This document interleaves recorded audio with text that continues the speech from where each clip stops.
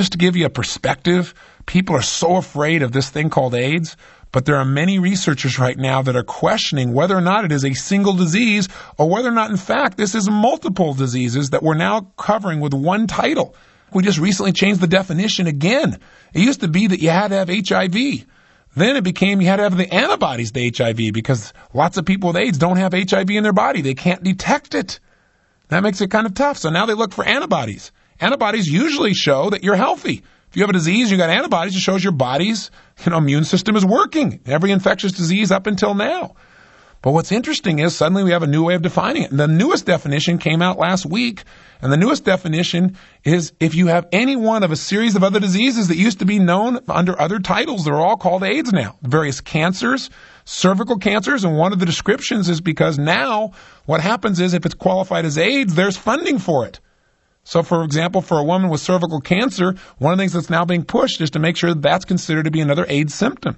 I'll give you a classic example. The number one AIDS symptom, the symptom that basically was the basis of creating the whole concept of AIDS, was Kaposi sarcoma.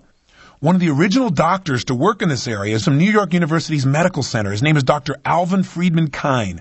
He was one of the first physicians to associate Kaposi sarcoma with AIDS, and he now states that since the initial determination of this cancer as the definitive symptom of AIDS, there's a growing number of men with Kaposi sarcoma who have no HIV infection. The CDC now concurs with him. And what Dr. Friedman Kine also states now is that at least a small portion of people who've been diagnosed with AIDS because they have the cancer may not have AIDS at all. Now, we're seeing this starting to happen with researchers all over the country. You read their research for people like Dr. Duesberg. This is a gentleman from Berkeley who is a member of the American Academy of Sciences. He's one of the first researchers to identify retroviruses, of which HIV is the basis. Duesberg was a pioneer in cancer gene research, and he was one of the first to map the genetic structure of retroviruses. So this is his whole expertise. He now flatly says HIV is not the cause of AIDS and could not be. I'll give you some quotes. Quote, "The AIDS virus will turn out to be the most colossal mistake in medical history." This is the guy from UC Berkeley, not some guy selling some potion or some little lotion in the back door someplace over in Venice. This is a top guy, American Academy of Sciences. He said, too, HIV infects and kills only an insignificant number of cells, about 1 in 10,000, and the body replenishes cells much faster than this. The metaphor he uses, it would be like trying to conquer a country by wiping out 3 soldiers a day out of a nation the size of China. It would take forever. It'll never work that way. So if this is really true, and I'm blown away to read all these different researchers that are now telling us this is true and showing it scientifically, how in the heck can we still have this massive fear campaign going on? Well, one reason is because people are truly dying. This is real. There are human beings out there that are suffering.